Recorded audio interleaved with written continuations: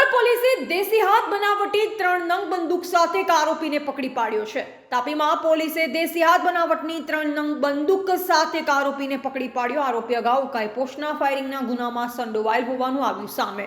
Songadh police વાંકવેલ ગામની સીમમાં વાહન ચેકિંગમાં હતા, જે દરમિયાન આરોપી ઝડપાયો। આરોપી પાસેથી દેશી હાથ બનાવટની 3 નંગ બંદૂક, અનિમલ લેગ ટ્રેપ, ધનુષ બાણ મળી આવ્યું છે।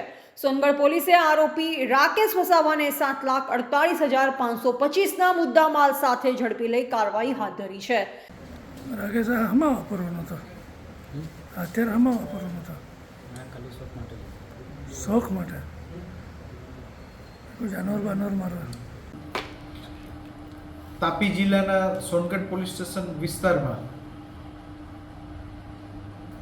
ભારે ગુના તથા અન્ય કાયદો અને વ્યવસ્થાની પરિસ્થિતિ જળવાઈ રહે તે માટે થઈને જરૂરી તકેદારીના ભાગરૂપે વાહન ચેકિંગ કરવામાં આવતું હતું। તે દરમિયાન ઉકાઈ પોલીસ સ્ટેશનના ગુનામાં અગાઉ પકડાયેલ રાકેશ રામુભાઈ વસાવા કે જેઓ અગાઉ 307 જેવા ગંભીર ગુનામાં પકડાયેલ હતા, તેઓની ક્રેટા ગાડી શંકાના આધારે ચેક કરતા તેની અંદરથી દેશી બનાવટની બંદૂક નંગ 3 તેમજ લોખંડના ચીમટા કે જે જંગલ વિસ્તારમાં પશુઓના પગમાં ભરાઈ જાય અને એનો શિકાર અથવા એને પકડી શકે એમાં ઉપયોગ થતો હોય તે, તેમજ ધનુષ બાણ એ કુલ 3 વસ્તુ પકડાયેલ છે અને એની સાથે મોબાઈલ તેમજ ક્રેટા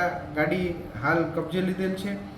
આ ગુનામાં જે પકડાયેલ આરોપી રાકેશ રામભાઈ વસાવા છે, જેની તપાસ હાલ સોનગઢ પોલીસ સ્ટેશનના PSI નાઓ કરી રહેલ છે।